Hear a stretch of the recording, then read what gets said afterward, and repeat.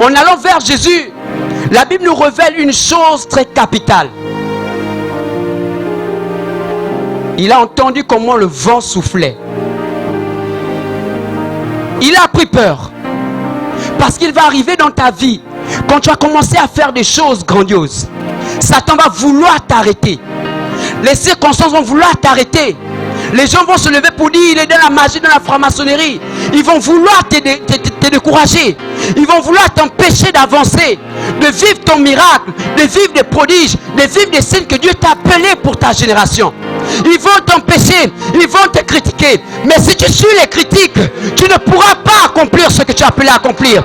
À un moment donné, le vent va se lever dans ta vie. Et les hommes vont parler contre toi. Même les gens avec qui nous marchons vont commencer à dire, ce gars n'est pas trop clair. Il a dû toucher une feuille qu'il ne fallait pas toucher. Il a dû toucher une corbeille qu'il ne fallait pas toucher. Son pouvoir vient de Satan. Mais je t'encourage, ne baisse pas la garde. Dans notre histoire, Pierre a baissé la garde. Il a crié, Seigneur, viens à mon secours. Viens à mon secours. La Bible déclare que Jésus tendit sa main. Oh mon Dieu. Jésus tendit sa main. Donc cela veut dire que Jésus n'était pas loin. Le plus souvent quand les problèmes montent en dimension, ça veut dire qu'il y a une bénédiction qui est proche déjà. Il y a une bénédiction qui est proche déjà. Et Satan la voit, il fait quoi? Il attise la flamme. Et c'est un peu d'imaginer sur l'instant combien de batailles tu as abandonnées. Combien de projets tu as abandonnés. Parce que les gens commençaient à te serrer de tous les côtés. Tu t'es dit que véritablement, ce n'est pas le projet de Dieu. Alors que Satan a voulu mettre sa main dans les choses de Dieu qui t'appartenaient. Et tu as baissé la garde.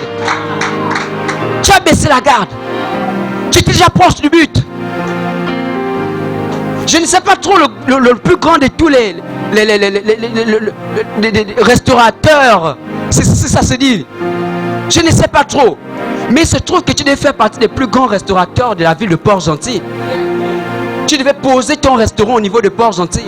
Mais comment tu as dit que le coronavirus battait son plein et que les gens ne pouvaient pas progresser dans le domaine de la restauration actuellement parce que les gens sont dans les maisons enfermées, tu as abandonné le projet alors que tu t'es approché du but.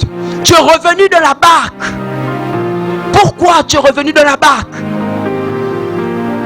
Pourquoi? Pourquoi tu n'as pas continué ta marche?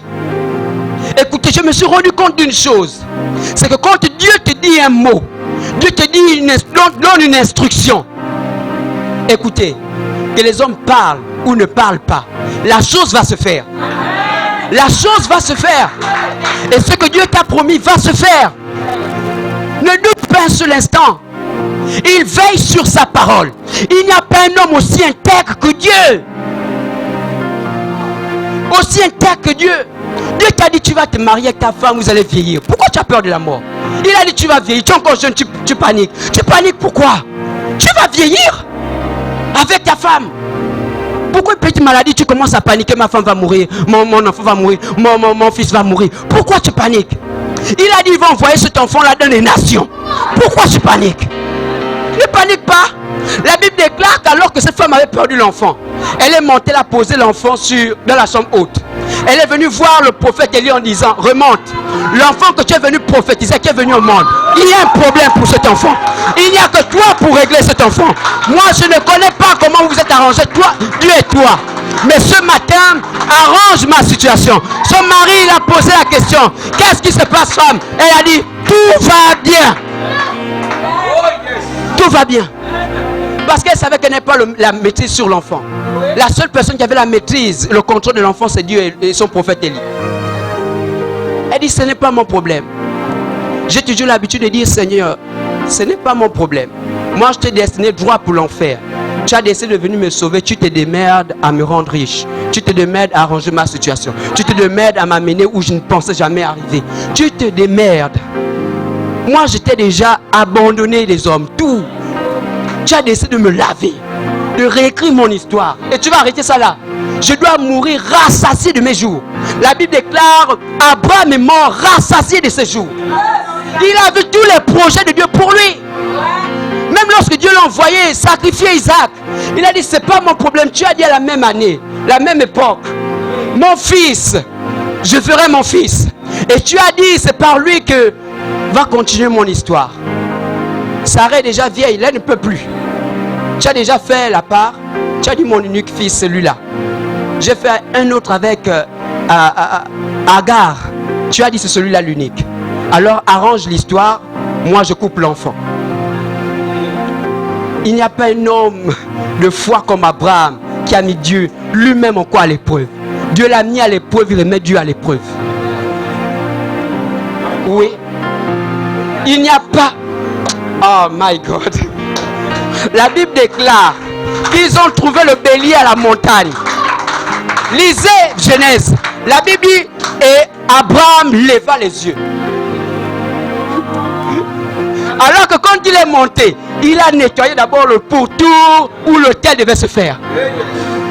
Mais la Bible dit, il leva les yeux. Où était le bélier? À quel moment il est monté? Parce qu'il a laissé son serviteur en bas. Sans bélier, sans rien. Où a-t-il trouvé le bélier? La Bible, il leva les yeux. Il se trouve que la manière dont Abraham a levé les yeux n'est pas une manière naturelle. Oui. Il se trouve que ce n'est pas une manière naturelle. Il a fait d'une autre façon. Ses yeux se sont ouverts pour comprendre que le pourvoyeur était rentré en action. My God. Écoutez, je vais terminer parce qu'on n'a pas assez de temps. La Bible déclare, et ils montèrent dans la barque et le vent cessa. Le vent a cessé à quel moment? Lorsqu'ils sont remontés dans la barque. Donc comme pour dire que le vent avait un but lorsqu'il est venu vers Pierre. Les problèmes qui t'arrivent sont là pour un but. Mais je déclare que ces problèmes maintenant cessent au nom puissant de Jésus-Christ. Est-ce que tu peux te mettre debout et dire, je déclare ces problèmes tombent aujourd'hui au nom de Jésus? Ta manière de le faire prouve qu'il y a quelque chose qui ne va pas. Est-ce que tu peux déclarer ça plus fort encore? Maintenant, je vais t'annoncer une bonne nouvelle pour finir. Voilà la fin. Après avoir... Ceux qui étaient dans la barque vinrent se prosterner devant Jésus et dire, tu es véritablement le Fils de Dieu. Mesdames et messieurs, croyez-vous que il n'y a seulement qu'à Jésus qui a été dit, tu es véritablement le Fils de Dieu? Croyez-vous cela? Non. Car les gens qui ont découragé Pierre, les gens qui l'ont dit ne pars pas sur les eaux, après avoir fini avec le roi, sont venus dire, Pierre, je reconnais, tu es un courageux. Vraiment, tu es un courageux. Tu es un courageux, respect. Désormais, si tu veux, commande-nous. Sois le maître de la troupe.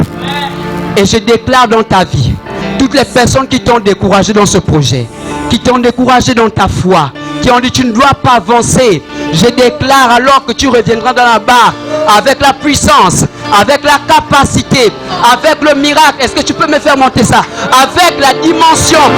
Je déclare qu'ils se mettent devant toi et reconnaissent la grandeur du Dieu que tu sers. Reconnaissent la grandeur du Dieu que tu sers. Au nom puissant de Jésus-Christ. Est-ce que quelqu'un peut commencer à prier? Est-ce que tu peux bénir le Seigneur? Labradou Shalamanda Yadaske. Tu reviendras avec un témoignage. Tu reviendras avec un témoignage. Les gens ne vont pas te reconnaître. Parce que Dieu va t'utiliser d'une manière particulière. Les situations vont fléchir désormais pied devant toi. Les problèmes vont tomber devant toi. Lorsque les démons vont entendre que tu arrives dans un quartier, ils vont déménager de ce quartier. Lorsque les sorciers entendront que tu viendras dans un quartier, ils vont déménager. Parce que Dieu va te faire prendre des territoires, des zones. Dieu va te faire prendre des saisons. Dieu va te faire prendre des époques. Labradou Shalamandé.